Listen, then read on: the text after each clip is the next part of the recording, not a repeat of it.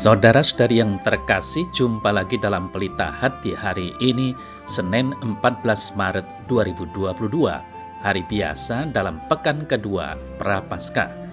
Bersama saya Romo Thomas Suratno SC dari Paroki Cilandak, Jakarta Selatan, mendengar dan merenungkan sabda Tuhan, yakni firman Tuhan yang tersurat dalam Injil Lukas, bab atau pasal 6, ayat 36 sampai dengan ayat 38.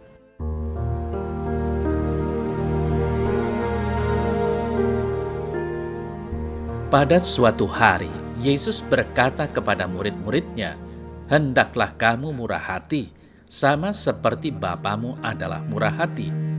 Janganlah kamu menghakimi, maka kamu pun tidak akan dihakimi. Dan janganlah kamu menghukum, maka kamu pun tidak akan dihukum. Ampunilah, dan kamu akan diampuni.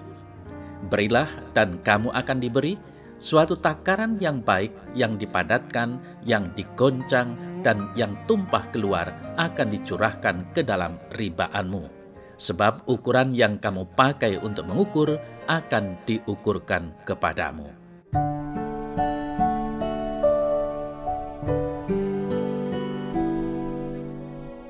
Saudara-saudari yang terkasih, jangan kamu menghakimi.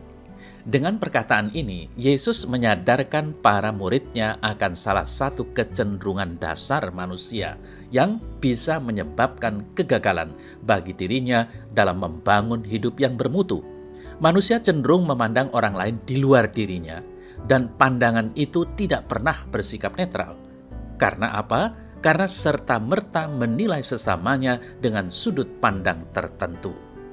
Dalam menilai, kita cenderung memperbanyak kelemahan atau keterbatasan seseorang dan jarang mengembangkan aspek positif dan keunggulan orang tersebut. Penilaian itu acap kali disertai dengan suatu penghakiman yang kejam, yakni membebankan hal-hal negatif kepada yang dinilai sehingga hal itu menjadi semacam stigma bagi orang yang bersangkutan. Saudara-saudari yang terkasih, penghakiman itu adalah hak dan kuasa Allah. Tidak ada gunanya kita menghakimi orang lain. Kita tidak akan menjadi manusia yang lebih baik apabila kita biasa menghakimi sesama kita.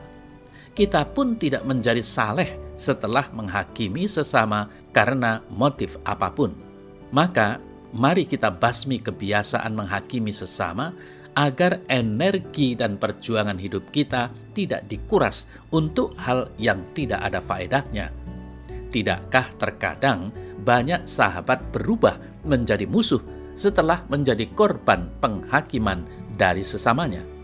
Saudara-saudari yang terkasih, janganlah menghakimi, karena apabila kita tidak lagi menghakimi sesama, perilaku kita terhadap sesama akan berubah dengan sendirinya, karena tiada lagi ketegangan sebagai efek dari saling menghakimi. Hubungan antar sesama menjadi lebih kaya karena setiap pribadi telah bebas dari aneka kepentingan diri dan bisa leluasa memberikan diri satu sama lain.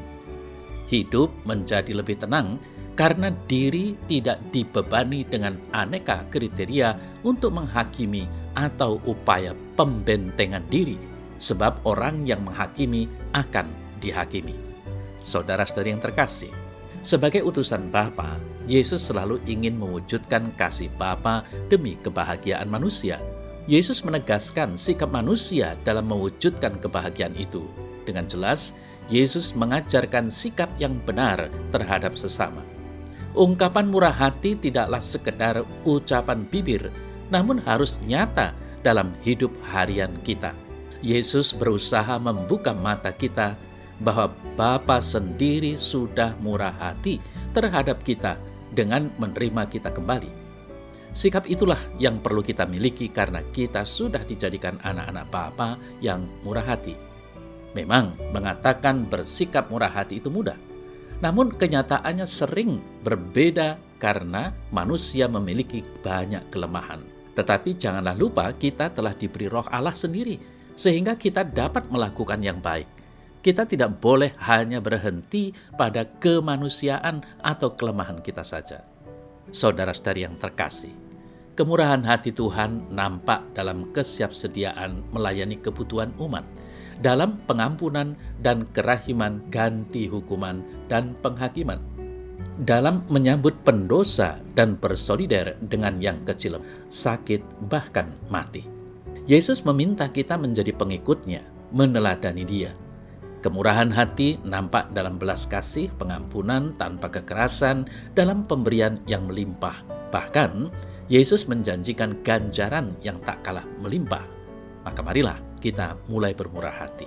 Mulai dari sesungging senyum, sejumput waktu, sebait sapa, dan serangkaian tindakan baik kita.